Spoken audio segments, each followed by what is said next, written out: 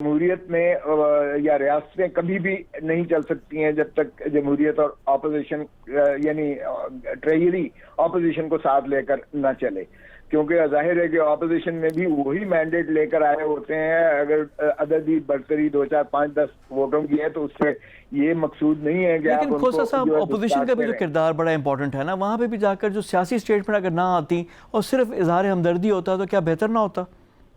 جی نہیں، بالکل آپ غلط فہمی میں ہیں. بالکل اظہار ہمدردی بھی کیا گیا ہے. نمبر 1 یہ بھی کہا گیا ہے کہ آپ صرف اظہار ہمدردی اگر ہوتا تو خدا را تدفین کر لیجئے گا اس کو، جو ہے جو ہماری شہید ہیں، شہداء ہیں، جو ناشے ہیں، ان کو خدا را ایکسپوز نہ کریں. بالکل کہا گیا ہے. یہ کس نے کہا ہے آپ کو کہ یہ نہیں کہا گیا؟ ہاں، حکومت کی بے حسی یقیناً یہ اجاگر کرنا تو ضروری تھا.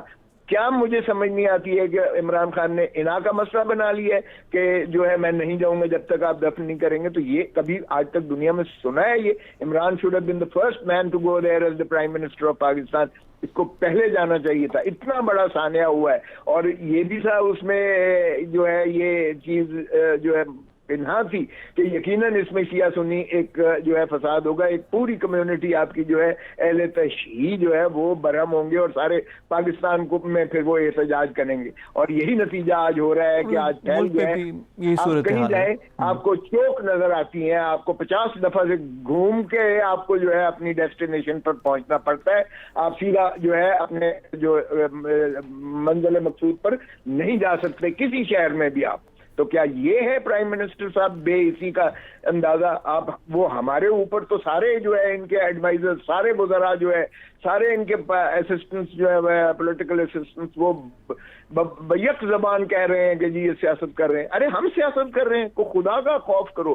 سیاست آپ کر رہے ہو. کیا آپ نے ضد لگا لیا ہے ان کے ساتھ؟ جو ہے آپ نے تو یعنی ہمارے جو ناشے ہیں ان کے ساتھ بھی آپ نے، ان کے جذب خاکی کو بھی آپ نے جو ہے ان کے ساتھ بھی ضد لگائی ہوئی ہے کہ میں نہیں آؤں. اب اس کا ہوگا کیا حل؟ کیسے ہوگا؟ کیونکہ معاملات تو ہونے ہیں، پھر قاتلوں کو بھی گرفتار کرنا بڑا ضروری ہے جنہوں نے کیا ہے. جب تک وہ نہیں ہوگا، اصل تو صحیح ہمدردی کے بول بولنے سے بہتر ہے کہ جو انصاف ان کو فراہم کیا جائے. دیکھیں، انصاف تو ان کو تبھی فراہم ہوگا نا جب سلیکٹڈ اور سلیکٹرز دونوں اس چیز کا ادراک کریں گے کہ ان کی ناکامی ہے، ان کا فیلیور ہے. چاہے وہ انٹیلیجنس ایجنسیز کا فیلیور ہے یا صوبائی حکومت کا فیلیور ہے. خدا را کوئی مانے تو صحیح اس چیز کو، ادراک تو کریں اس چیز کو. آپ جب حل ڈھونڈتے ہیں تو پہلے آپ اس کے جو ہے مضمرات دیکھتے ہیں کہ یہ ہوا کیوں کر اور کس طرح سے ہوا. اس کے بعد آپ اس کا حل ڈھونڈتے ہیں. آپ پہلے چیز پر تو جاتے نہیں ہیں. فرسٹ تھنگ فرسٹ، آپ جو ہے دوسری چیز پر پوچھ رہے ہیں. لیکن دوسری چیز پہ بھی میں عرض کروں، کاش اس کو حکومت ہی کو ظاہر ہے یہ انیشیٹو لینا پڑتا ہے. کاش وہ جو ہے پارلیمان میں یہ چیز لے کر آئے اور سارے پارٹیز کو آن پیج لے اور ایک اس کا جو ہے حل کی طرف گامزن ہو.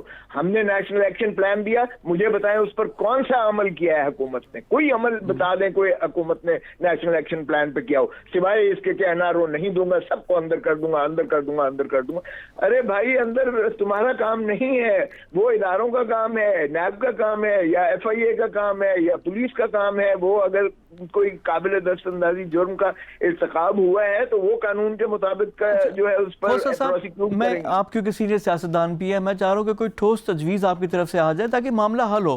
دیکھیں جس طرح PDM میں بھی جب زمام کار زرداری صاحب نے اپنے ہاتھوں میں لے لیا اور پورا اس کا زاویہ سوچ کا بدل دیا، تو یہاں پہ بھی کوئی مفاہمت کی راہ نکالیں، کوئی اچھا مشورہ، کوئی چیز تاکہ یہ چیز بہتر ہو. دیکھیں، پارلیمان کو بے توقیر کر دیا ہے. اب پارلیمان کو جو ہے اس چیز میں، پارلیمان کیا ہوتی ہے؟ پارلیمان عوام کی آواز ہوتی ہے. آپ ریاست کی تعریف دیکھیں، آرٹیکل 7 میں تو ریاست اوپر سے لے کر نیچے تک عوام کو مقتدر کرتی ہے. عوام کو حق حاکمیت جو ہے اللہ تعالیٰ کی بالا ترین حق حاکمیت کے بعد عوام الناس کا ہے. آرٹیکل 7 پڑھ لیں، اس میں نہ فوج ہے، اس میں نہ عدلیہ ہے، اس میں عوام ہے. نیچے سے ڈسٹرکٹ اسمبلیز، ڈسٹرکٹ گورنمنٹ، صوبائی اسمبلیز، صوبائی حکومت، وفاقی پارلیمان اور وفاقی حکومت، یہ ہے ریاست. اور انہی کے پاس سارے اختیارات ہیں اور انہی کو آپ نے بے توقیر کر دیا ہے. ان پر تو آپ انحصار نہیں کرتے. ان کو استعمال کیجئے گا. اس کا حل بڑا سیدھا ہے، آئین پر عمل کریں اور آپ دیکھیں کہ کس طرح سے اس پر جو ہے آپ کے مسائل کا حل نکلتا ہے. آپ آئین پر یقین نہیں کرتے ہیں, آپ جو ہے بیرونی قوتیں, چاہے وہ یعنی نان سٹیٹ ایکٹرز جن کو میں کہوں گا, نان سٹیٹ ایکٹرز پر آپ انحصار کرتے ہیں, اور پھر آپ کہتے ہیں جی کہ یہ جو ہے کیوں لالسنس ہے, کیوں جو ہے بے روزگاری ہے, کیوں افراط زر ہے, کیوں یہ تمام مسائل پیدا ہو رہے ہیں.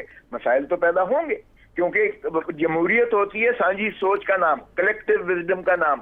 آپ کلیکٹیو وزڈم میں بلیو ہی نہیں کرتے. آپ سولو فلائٹ پر آپ کہتے ہیں کہ یہ تو دھتکارو ان کو, اپوزیشن کو 10 پارٹیز ہیں. کھوسا صاحب, کیا جس طرح ان کی ڈیمانڈ تھی, جو پروٹیسٹ بھی کر رہے تھے, جو شہداء کی فیملی بھی ہیں کہ وزیر اعظم آئے, کیا صدر پاکستان جو کہ ایک پوری ریاست کا آپ ایک کہہ لیں کہ اہم ستون بھی ہے, صدر بھی ہے, اور نان پارٹیزن بھی آپ ان کو کہہ سکتے ہیں, اگر وہ چلے جائیں تو کیا معاملہ بہتر ہو سکتے ہیں؟ آپ نے پارلیمان کی بات کی, نیشنل اسمبلی کے اسپیکر یا کابینہ کا کوئی اگلا اجلاس, کوئی آپ اس طرح کی کوئی سجیشن اگر آ جائے تو کیا اس سے معاملات ٹھیک ہو سکتے ہیں؟